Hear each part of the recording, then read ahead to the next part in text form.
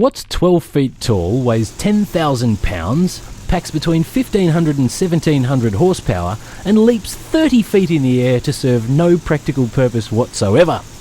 Why, a monster truck, of course. The kings of high-octane, high-decibel entertainment, these crazy machines put on a unique style of motorsports event, a theatre of destruction and mechanical attrition that can result in $100,000 worth of damage on a good night. But how do you drive one of these raging behemoths? Well, we found the perfect guys to ask. Monster truck drivers come in a variety of flavours. There's your typical soft-spoken, super polite country boy next door.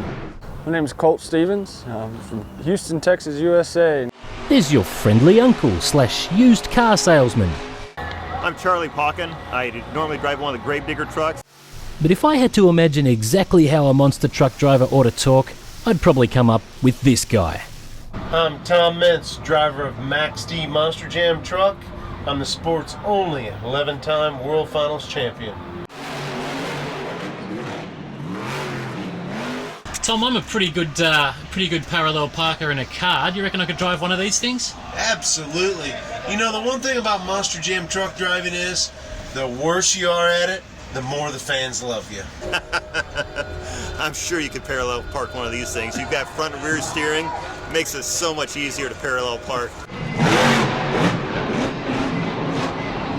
It's a hydraulic steering, so it's like driving a big tractor. So it's like a vehicle and a tractor all in one with a dragster engine in it. You steer the front wheels with a regular steering wheel, and then you steer the rear wheels over here with a switch. And what that does is that creates electric over hydraulic, which steers the rear tires. It's four-wheel steer. You know, it's an automatic transmission, but you shift it manually. You know, you slow down the accelerator, you go from first gear to second gear, and that's it for the transmission. It's just a 2-speed. The way I do it, as soon as I'm wide open, I'm shifting into second, and I leave her there pretty much the rest of the night. And this one here, that's the brakes. You don't need that very often because you're going to run over everything.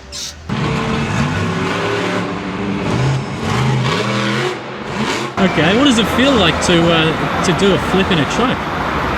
It's like a roller coaster. You see sky, ground, and then all of a sudden you hit, and it can be painful at times. And you kind of got to grab your bearings a little bit and figure out where you're at and how you can get out of that thing as quick as you can, just in case there is a fire or something like that. A lot of times when you catch big air in a Monster Jam truck, sometimes you have to accelerate through the landing to get the truck to settle a bit before you can slow it down. I love popping wheelies on motorcycles. That's one of my favourite things to do. How do you pop a wheelie in a monster truck? I love popping wheelies too. I mean, I have a 450 Honda dirt bike at home, and I like to believe I'm the king of wheelies. But you know what?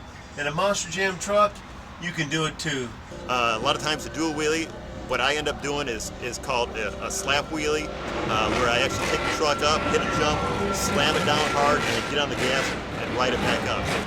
As soon as that nose hits the ground, just wide open, and hopefully that thing will pick up and you can ride it across the floor. But you got to be careful because there might be an obstacle on the other side. You can't see anything but sky at that point.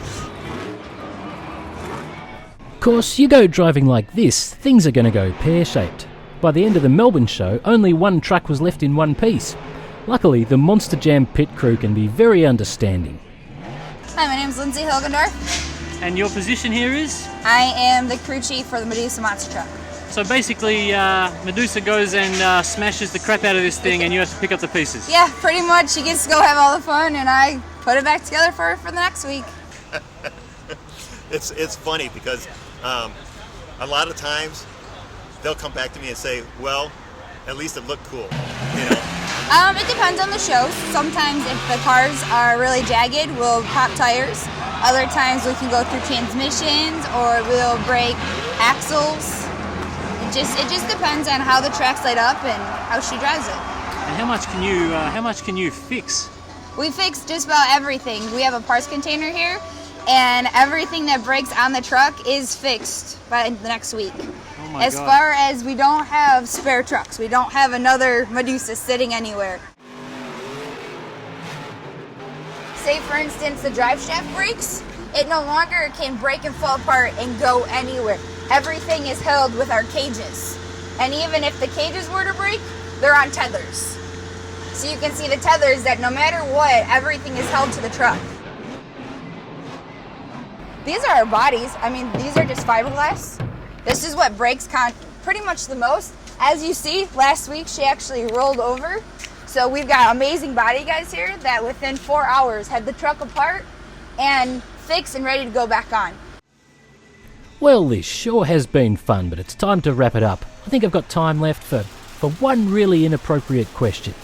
You know what they say about guys who drive Hummers and stuff, right? You guys must wear the extra small underpants. Yeah. I don't know. Come out here and try and do that and see who's wearing the smaller underpants.